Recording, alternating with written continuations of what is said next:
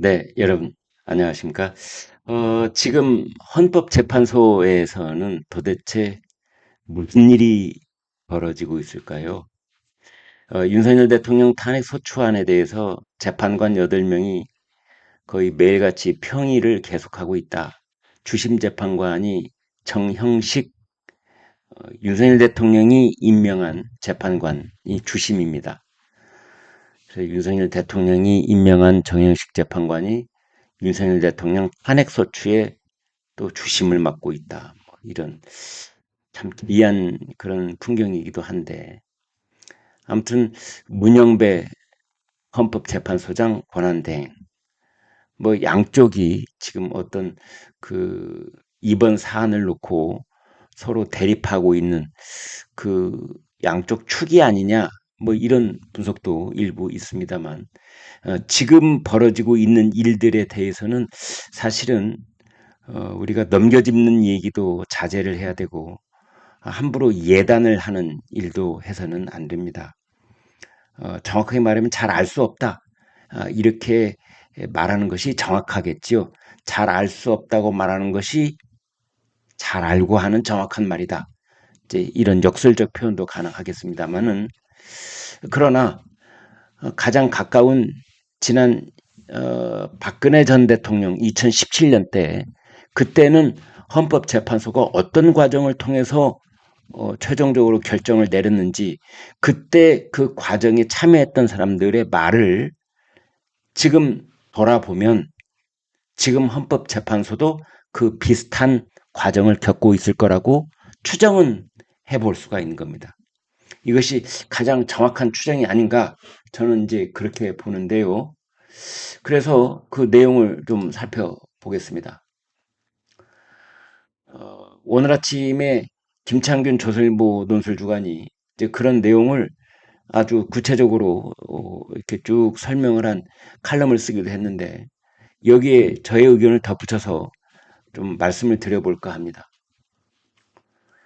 2017년 3월 10일이었습니다. 그때 피청구인 대통령 박근혜를 파면한다. 뭐 이런 그 마지막 그 주문이 울려 퍼지던 그 장면 여러분 기억하시죠? 그때 그 모습을 여러분 이렇게 볼 수 있습니다. 재판관들은 재판 시작 30분 전에 미리 마련한 탄핵 인용, 즉 대통령 파면, 그리고 탄핵 기각, 대통령 복귀 두 가지 결정문을 놓고 표결을 진행했었다고 합니다. 30분 전에 불과. 그러니까 헌법재판소 심판정에서 그 주문, 대통령을 파면한다. 이것을 읽기 전에 그 재판이 시작되기 전에 별도의 방에서 표결을 진행을 했다 이겁니다. 불과 30분 전에. 그러니까 윤석열 대통령에 대해서도 지금 이제 선고 기일도 아직 우리는 모르지 않습니까? 선고 기일에 대해서 지금 재판관들이 무슨 얘기를 나누고 있는지 모르지만 아무튼 선고가 있기 한 사흘 전쯤 선고 기일을 발표를 할 것이다.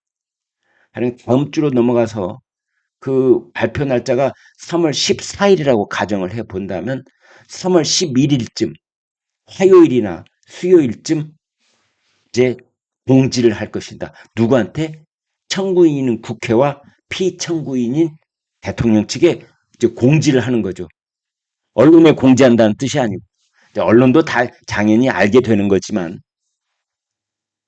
한 이틀에서 사흘 전에 이제 공지를 하면 그로부터 3월 14일 또 이제 그 다음 주로 다시 넘어가면 뭐 3월 하순경이 될 수도 있습니다만 박근혜 전 대통령 때는 그래서 서로 마지막까지 설득 작업을 하다가 30분 전에 그러니까 선고 기일 그 헌법재판소 심판정이 딱 열리기 30분 전에 탄핵 인용과 탄핵 기각 두 가지 결정문을 다 써놓고 표결을 했다는 것. 주심이 제일 먼저 의견을 제시한 뒤 가장 최근에 임명된 재판관부터 차례대로 말을 하고 그 다음에 표결을 하는. 그래서 제일 선임인 헌재소장 대행이 마지막 발언을 하는 그런 순서로 이어졌다는 겁니다. 만약 그 관례에 따르면 이번에 윤석열 대통령에 대해서도 주심을 맡고 있는 정형식 재판관이 맨 먼저 발언을 해서 나는 기각이라고 생각한다. 아니 나는 작파라고 생각한다. 절차적 문제가 너무나 많이 드러났기 때문에 이 절차적 문제에도 불구하고 우리가 어떤 결정을 내린다면 인용이든 기각이든 그러면 헌재는 국민적 질타로부터 벗어날 수가 없다. 이건 각하를 해야 된다. 요건에 맞지 않는다. 불성립한다. 내란죄로 탄핵 소추를 해놓고 나중에 내란죄 부분을 빼버렸다는 건 이건 그 부분 이 뿌리부터가 흔들려 버리는 것이기 때문에 이건 박하다. 가령 정영식 재판관이 맨 먼저 그런 식으로 발언을 한다는 거죠. 이제 그러면은 가장 최근에 임명된 사람, 가령 뭐 정계선 예를 들면요, 조한창, 김복형 이제 이런 사람들이 이 얘기를 하게 될 것이다. 이제 그리고 그러니까 조한창은 빼고 이제 정계선, 김복형 뭐 이렇게 된 다음에 이제 그 다음에 또 이렇게 그 임명된 헌법재판관이 된 순서대로 역순으로 이제 이 얘기해서 맨 마지막에 이제 이미선 얘기하고 문영배 얘기하고 그렇게 될 것이다라는 겁니다. 그래서 당시 재판관이었던 그러니까 박근혜 전 대통령 때 헌법재판관이었던 이제 8명 중 한 사람한테 물어봤답니다. 헌재 재판관들도 재판 직전에야 표결 결과를 알게 됐느냐. 그랬더니 이제 여기에 대해서 즉답을 피하면서 당시 어떻게 진행이 됐는지 설명을 대신 쭉 했는데 대통령 탄핵 소추안이 국회에서 접수된 직후부터 이번의 경우에는 작년 12월에 있었던 거죠. 재판관들은 거의 매일 평일을 갖는다. 뭐 우리는 평일을 오늘부터 갖겠습니다라고 뭐 발표하고 평일을 갖는 게 아니기 때문에 그건 비공식적인 재판관들의 모임이기 때문에 매일 갖고 오전에도 갖고 오후에도 갖고 뭐 재판관들이 합의만 하면은 뭐 늘 갖는 것이 평이기 때문에 모이기만 하면 그게 곧 평이 아니겠습니까? 매일 평일을 가졌다. 그래서 쟁점별로 개별 재판관들이 자신의 논점을 제시를 했다. 그러니까 이번에도 쟁점이 여러 가지가 있잖아요. 그러니까 계엄 선포를 할 수 있는 요건이 되느냐에 관한 것. 그러니까 전시 사변에 준하는 국가 비상사태라는 것은 대통령 고유의 판단과 대통령 고유의 비상대권의 영역이어서 그 국가 비상사태를 가령 국민적 상식 또는 뭐 국회의 판단의 기준으로 봐야 되느냐 아니면 대통령 스스로가 그건 위임받은 공적 권한으로서 공적 행위로서 그건 판단할 수 있다고 봐야 되느냐.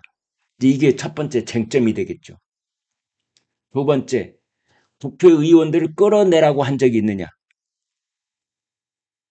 또는 정치인들을 체포하라고 한 적이 있느냐. 그 밑에 국방장관이나 또는 군사령관들이 그것을 만들어낸 것인지 아니면 대통령 입에서 그런 말이 나온 적이 있는 것인지 또는 뭐 비상 입법 규구를 마련하라, 예비비를 준비하라 이런 말이 대통령이 직접 쓴 메모인지 아닌지 이제 이런 것들 그러한 증거들이 이게 오염된 증거인지 아닌지 곽종근 사령관, 홍장원 국정원 1차장 그 자들이 끌어내라고 했다는 말 또는 뭐 정치인 체포 명단이라고 그 오염된 메모, 그 필적 감정, 박선원 의원과 비슷하다는 이제 이런 내용들을 다 종합해 볼 때 이건 증거가 될 수 없다 또는 있다 뭐 이런 문제를 따지는 그런 쟁점이 또 있을 수가 있겠습니다. 이제 그런 식으로 해서 뭐 쟁점을 5개를 말하는 사람들도 있고 6개를 말하는 사람도 있는데 그렇게 따로따로 전체적으로 다 뭉뚱그려서 얘기를 하는 게 아니라 쟁점을 하나씩 하나씩 그래서 재판관들이 다 자신들의 논점을 얘기를 했다는 거죠. 현재는 대부분의 의사결정을 재판부의 입장으로 정한다고 하는데 결론을 어떤 순서로 진행할지 뭐 이런 그 아주 깨알 같은 그런 절차까지도 개별 재판관들의 입장을 다 묻는다고 합니다. 이 때문에 재판관들은 자연스럽게 누가 말하지 않아도 아, 저 사람은 무슨 생각을 가지고 있구나. 저 사람은 대통령이 탄핵돼야 된다고 생각하고 있구나. 아니구나. 저 사람은 기각돼야 된다고 생각하고 있구나. 라고 8명이 서로의 생각을 일명 유리잔 들여다보듯이 다 들여다보고 있는 것이다. 이제 그런 겁니다. 형식적으로는 그 심판 선고를 내리는 날 개별 재판관 입장이 공식 확인되는 것이지만 사실은 변론 절차가 진행되는 과정에서 재판관들은 몇 대 몇으로 나올 것이니 다 알고 있다는 겁니다. 지금도 다 알고 있다. 윤석열 대통령의 탄핵 소추안이 국회에서 헌법재판소로 넘어간 지 지금 얼마나 시간이 흘렀는지 여러분 기억나세요? 80일 흘렀습니다. 80일. 80일이면 석 달 가까운 시간이 흐른 겁니다. 2달하고 20일. 이제 열흘만 있으면 석 달입니다. 그동안에 아마 평의를 했어도 수십 번을 했을 겁니다. 제가 구체적으로 숫자는 말하지 않겠습니다만 80일 중에 절반만 평의를 해도 40일 동안 40번의 평의를 한 겁니다.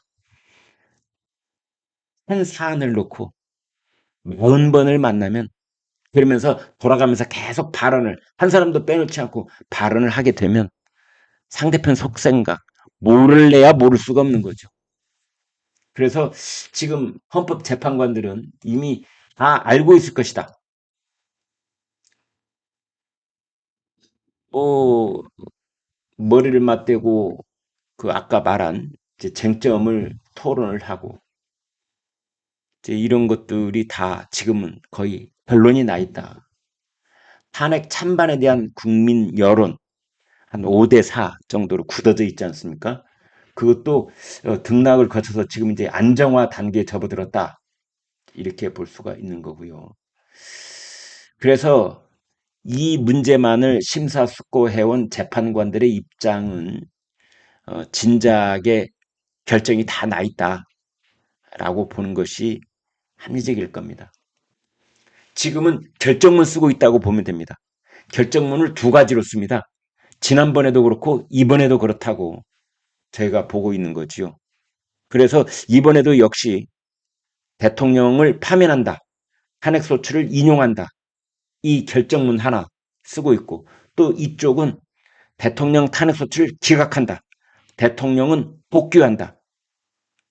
라는 결정문을 또 하나 쓰고 있는 거죠. 그래서 그거를 최종적으로 다듬고 돌려입고 뭐 그런 상황이라고 볼 수 있는 겁니다. 그래서 대통령의 운명을 결정지을 그런 헌법재판소의 주사위는 이미 던져졌다라고 볼 수 있는 거고 대학 입학시험으로 따져본다면 이미 다 채점이 끝나고 그리고 이제 본부에서 합격자 명단을 추리는 그런 과정이라고 볼 수 있고 저희가 이제 신문을 만들고 있기 때문에 신문 제작에 빗대면 이제 신문 제작 편집국에서 기사도 다 썼고 인쇄까지 마쳤고 이제 그 신문을 차에다 싣고 배달하고 공개하는 것만 남아 있다. 뭐 이렇게 볼 수 있는 겁니다. 그래서 지금 그것을 외부에서는 알 수 없는 상황이지만 이미 이 발판은 나 있다고 보는 것이 합리적입니다. 네, 여러분 고맙습니다.